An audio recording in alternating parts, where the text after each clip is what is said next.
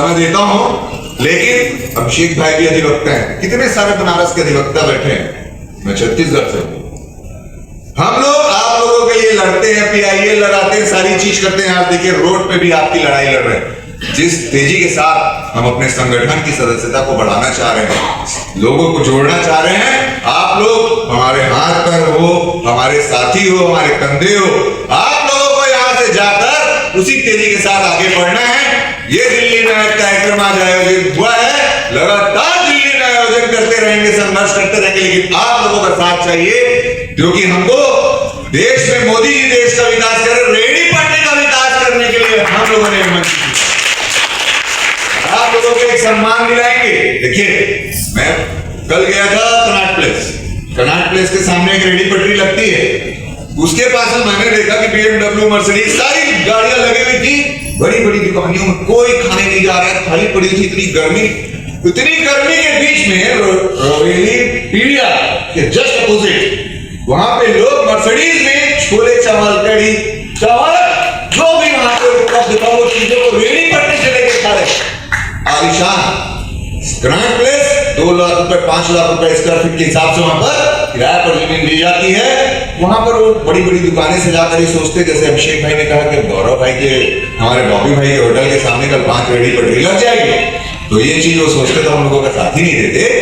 मैंने वहां पर वो चीज देखी कि लोग कितने स्वाद के साथ उस खाने को खा रहे थे और तारीफ कर रहे थे। विभिन्न प्रदेशों के लोग थे, मैं भी छत्तीसगढ़ से आता हूँ, छत्तीसगढ़ के भी लोग मिले मेरे को, वहां बहुत अच्छा लगा। मैंने उनको बताया कि कल यहाँ कार्यक्रम है और हम लोग रेहड़ी पटरी से संघर्ष करते हैं। वो वहां के अधिवक्ता थे, उन्होंने जाकर जब उस खाना खाया और आकर मैंने फिर पूछा उनसे कैसा लगा, तो बोले घर की याद आ गई वापस। हम दिल्ली में 7 स्टार होटल रुके थे पर वो चीज नहीं मिली, वो जो प्यार और जो खाना वहां पर मिला, तो वो आप लोग देते हैं, जो प्यार देते हैं, जो सम्मान देते हैं, उसके प्रतिफल आपको सरकार देगी। इसके लिए यह मंच बनाया गया, आपके संघर्ष के लिए मंच बनाया गया। हम लोग कोई काम नहीं हम लोगों का, हम लोग सिर्फ आप ही लोगों के लिए संघर्ष करते हैं। अधिवक्ता भी है, आप ही लोगों के लिए PIL लगाते हैं, आप ही लोगों का काम करते हैं। ऐसे ही आप लोगों का साथ हम लोगों के साथ बना रहे, ऐसे आशा और विश्वास के साथ मैं आप सभी का बहुत बहुत धन्यवाद और अभिवादन करता हूँ। स्वागत करता हूँ प्रमोद निगम जी को, जो उनकी प्रेरणा को लेकर आज हम लोग यहाँ तक पहुँच सके हैं। और मैं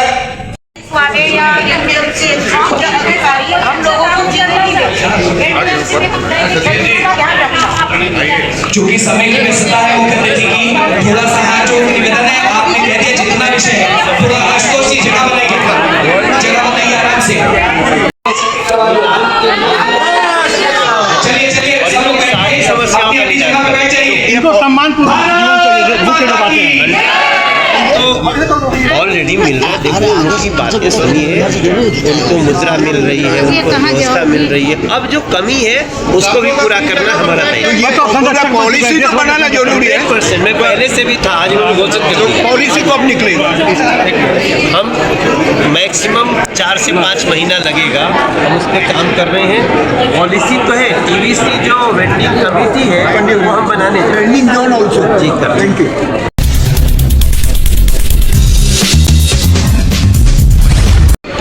आज कंफ्यूजन हुआ दिल्ली में एक बहुत बड़ा इशू लेकर आप लोग यहाँ पे डिस्कशन करते हैं। इशू है बिल्डिंग जो पटरी पे इशू को कितने तक सक्सेसफुल हो सकता है, आप इसकी वजह थोड़ा सा सरकार जागरूक है, सरकार इसके प्रति जो है बहुत गंभीरता से सोच रही है। रेहड़ी पटरी लगाने वाले जो छोटे लोग हैं जो परेशान होते थे पैसे के लिए, जो ब्याजखोरों से परेशान करते थे, उसके लिए सरकार ने प्रधानमंत्री स्वनिधि योजना बनाई और लोगों को एक फाइनेंस दिया जा रहा है। लोगों को जगह जगह व्यवस्थित बड़ा हो और बेहद हो, लोग एक दूसरे से जुड़े और जागरूक।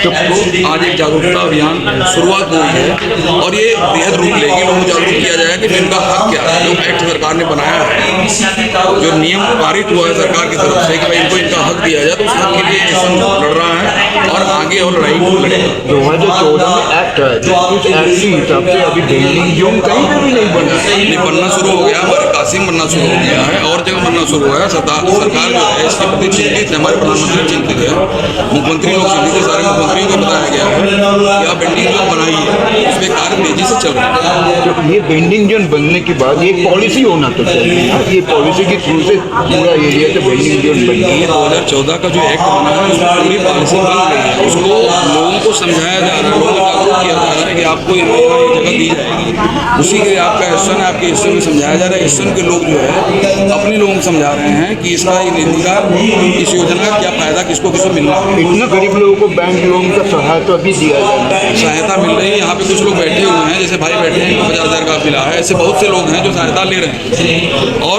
उसके लिए आपका हिस्सा जागरूक कर रहा है। लोगों को सहायता मिलेगी, लोगों को ब्याजखोरों के पास नहीं जाना होगा, सरकार बहुत कम ब्याज पे देगी।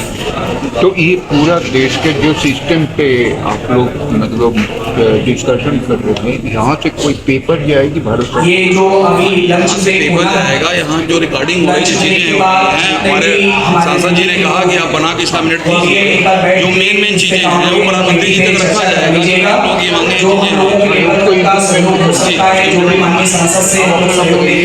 मैं रामगोपाल सिंह, मेरी कंपनी काशी से आते हैं, बनारस से आते हैं और हम बिल्डर के साथ साथ हम जरूरतमंदों को घर बनाते हैं। 108 जरूरतमंदों को घर बना के दे चुके हैं। अभी हजारों लोगों को घर बनाने की योजना है।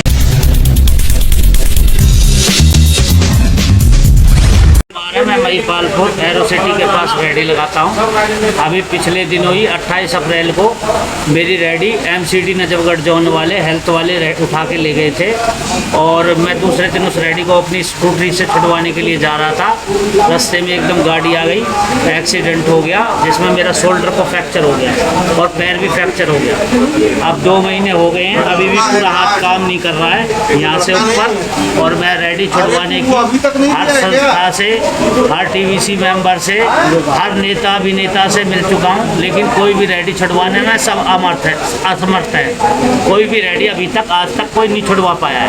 रही बात, मेरे पास एमसीडी का सीओबी भी है, पीएम स्वनिधि का 50,000 रुपये लोन भी ले रखा है और हाई कोर्ट के 3 अच्छे से अच्छे ऑर्डर भी हैं। और क्या कहते हैं, हाई कोर्ट के जब भी एमसीडी का अधिकारी आता है, एलआई लाइसेंस इंस्पेक्टर, वो हाई कोर्ट के आदेश को नहीं मानता है, वो उसको देखता भी नहीं है खोल के, कहता डस्टबिन में डाल दे इसको, ऐसे उठा के फेंक देता है। पुलिस वाला अपनी मनमानी करता है। जहां 2014 में 100, 200, 500 रुपये रेडी पटरी वाले से लिए जाते थे, आज 10, 5 हज़ार रुपये लेके पुलिस वाले और एमसीडी वाले अवैध उगाई करके और रेडी लगवा रहे हैं।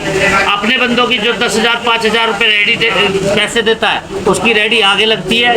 और जो पुराना वेंडर है, जो पहले से बैठा है वेंडर और हाई कोर्ट का ऑर्डर तक लेके बैठा है, उस वेंडर का कोई मान सम्मान ही नहीं है। सीओबी एलओआर को ये मानते ही नहीं है, ना पीएम स्वनिधि के लोन को मानते हैं। हमारी रेडी उठ जाती है। एक तो हमारे पास लोन भरने का प्रेशर होता है। आज 30 जून है, आज ही पीएम स्वनिधि की लोन की किस्त जाएगी और मेरे शोल्डर का ऑपरेशन हुआ। 2 महीने से मैं किराए पे रहता हूँ, मेरे बच्चे स्कूल में पढ़ते हैं, मैं कहाँ से अपना घर चला रहा हूँ। मैं कई बार एमसीडी ऑफिस जा चुका हूँ रेडी छुड़वाने के विषय में, लेकिन वहाँ लाइसेंस इंस्पेक्टर ही नहीं मिलता, डीएचओ ही नहीं मिलता। डीएचओ का पीए कहता है जी डीएचओ का नंबर ही नहीं है मेरे पास। डीसी के पास जाता हूँ, डीसी ने कहा जी निरीक्षण करने के लिए गया, उनसे सलाहकार से कहता हूँ डीसी का नंबर दे दो, डीसी का नंबर ही नहीं मिलता। सबसे पूरा तानाशाही सिस्टम भंग सर, सिस्टम मिला हुआ है, सारा सिस्टम मिला हुआ है। मैं ये कह रहा हूँ मेरी एक बार रेडी कोई छुड़वा दे, मैं दिन में रेडी लगाना बंद करके रात को रेडी लगाया करूँगा। आप एक बार छुड़वा दो। ये मेरा हाथ जिंदगी भर अब यहाँ से ऊपर काम नहीं कर रहा है। देखो ऑपरेशन हो चुका है 2 बार, सफदरजंग भी और दीनदयाल उपाध्याय हॉस्पिटल मालवीय नगर भी 2 बार ऑपरेशन करवा चुका हूँ 2 महीने में। देखो इससे ऊपर हाथ काम नहीं कर रहा और मेरे पैर में भी फ्रैक्चर है। लेकिन कोई संस्था, कोई भी टीवीसी मेंबर, कोई भी नेता अभिनेता, ये सब कहने की बातें हैं। बाद में मेरे पास फोन भी आते हैं कि तुम पुलिस के बारे में ऐसा मत बोलो, दिल्ली नगर निगम के बारे में ऐसा नहीं बोलूँ। क्यों ना बोलूँ, कोई मेरी रेडी नहीं छुड़वा पा रहा है। और मैंने ये अपने साथ नहीं, कईयों के साथ, पहली बार नहीं है सर, ये आज पहली बार नहीं है। बसंत कुंज में एक RWA की प्रेसिडेंट थी, उसका नाम था सविता सोनी। 70 साल की बुजुर्ग को लेके मैं हर संस्था के पास गया, नाच भी हो, NHF हो, जीविका हो, कोई भी हो, वो 70 साल की बुजुर्ग को कोई भी रेडी पटरी नहीं लगवा सका। सविता सोनी RWZ वाली से। लेकिन हमारे एक वकील है Kamlesh Kumar Mishra, high court supreme court के, उन्होंने उसको किराया भी दिया आने जाने का हाई कोर्ट के लिए, और बाकायदा हाई कोर्ट से स्टे भी दिलाई, ऑर्डर भी दिलाया। ऐसे ही अभी एरो सिटी बसंत कुंज में क्या कहते हैं, MD जाकिर नाम का मुसलमान था, उसको पुलिस वाले रेडी नहीं लगाने दे रहे, हिंदू मुसलमान करती वहाँ पे, उनको हमने अपने वकील के थ्रू न्याय दिलाया। लेकिन वेंडर दर बदर ठोकर खा के पुलिस वाले तो ऑर्डर को मान भी लेते, लेकिन MCD उस ऑर्डर को भी नहीं मानती। वेंडिंग जोन है वो, सर वेंडिंग जोन तो बनाया ही नहीं है आज तक। तो आप वेंडिंग जोन की बाहर बैठते हो। सर वेंडिंग जोन बनेगा तभी तो वेंडिंग जोन के अंदर वेंडिंग जोन बैठेंगे। अभी बने नहीं, बनेगा। बनेगा। अब तक जो बैठे हो हाँ। पूरा तो कागज 2014 का कानून कहता है धारा 3.3 के तहत जब तक वेंडिंग जोन ना बने, जब तक स्ट्रीट वेंडर को हटाया नहीं जा सकता, उठाया नहीं जा सकता। मतलब लेकिन MCD और की ये तानाशाही है, वो हाई कोर्ट के ऑर्डर को भी मान सम्मान नहीं करता, आता है और रेडी उठा के ले जाता है। हम हाई कोर्ट का ऑर्डर दिखाते रहते हैं, कहते हैं इसे डस्टबिन में डालते हैं। Thank you. आप अपना नाम बताओ। परवेश कुमार, महिपालपुर से, नजफगढ़ जोन, दिल्ली नगर निगम।